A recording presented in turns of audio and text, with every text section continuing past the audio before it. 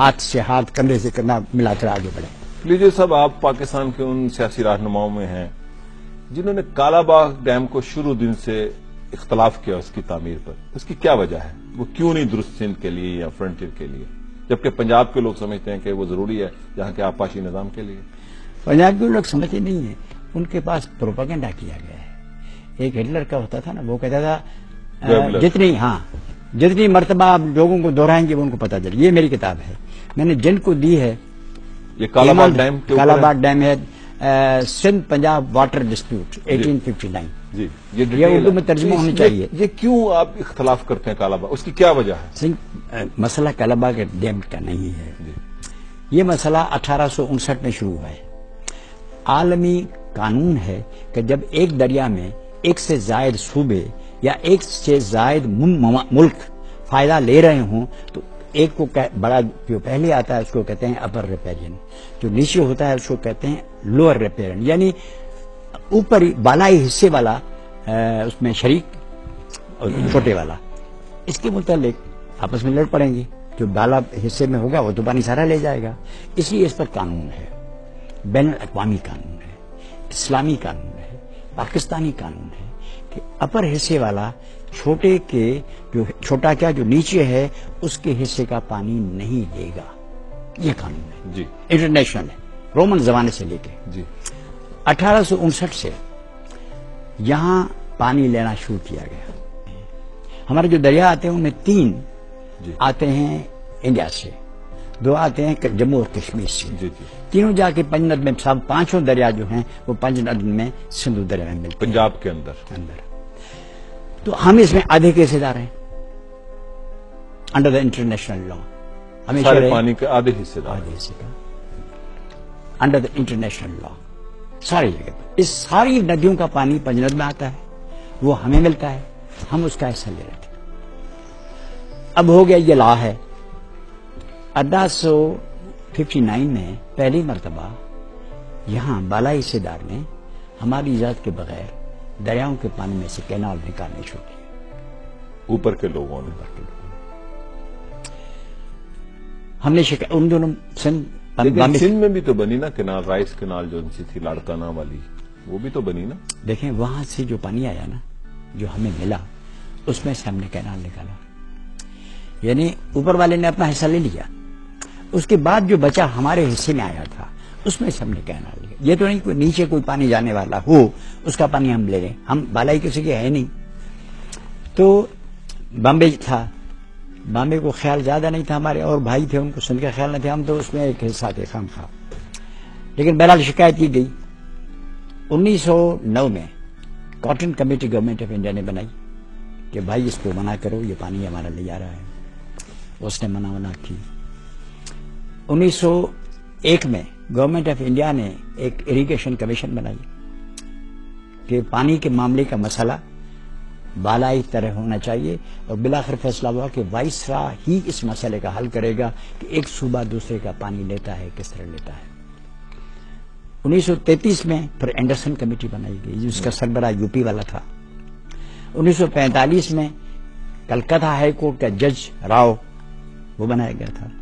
یہ اصول کہ بالائی حصے والے کو پانی نچلے والے کا نہیں لینا چاہیے اس کی اجازت بغیر، اس کو چودھری محمد علی نے اپنی کتاب جو ایمرجنسی آف پاکستان ہے اس میں بھی اس قبول کیا کہ یہ بین الاقوامی اصول ہے.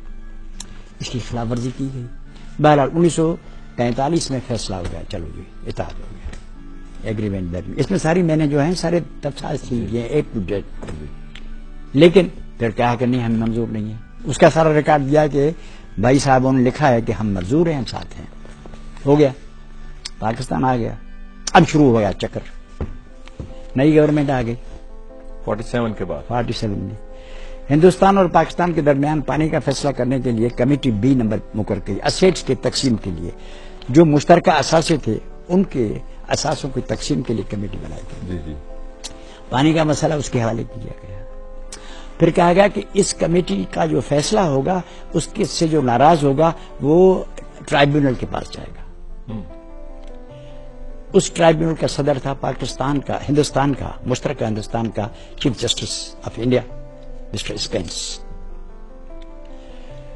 آربیٹرل ٹرائبونل اس کو کہتے تھے.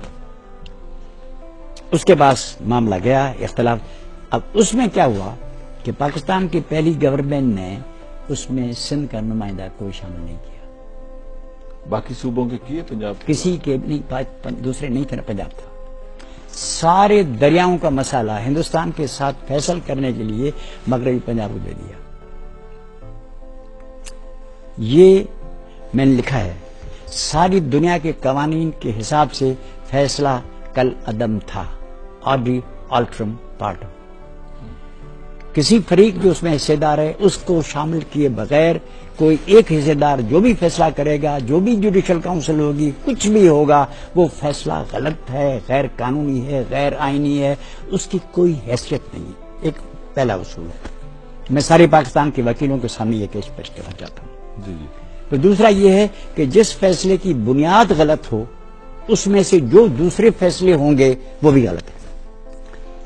اب میری انتہائی مؤدبانہ گزارش یہ ہے کہ پانی کی تقسیم کے بارے میں جو بھی فیصلے من جملہ 1960 کا جو ایگریمنٹ ہندوستان اور پاکستان نے کیا، جس میں سندھ کا کوئی نمائندہ شامل نہیں کیا گیا، یہ سارے انڈسٹریٹی جہاں تک ہمارا تعلق ہے ہمارے لیے وہ کل عدم ہے، غیر قانونی تھے سارے فیصلے.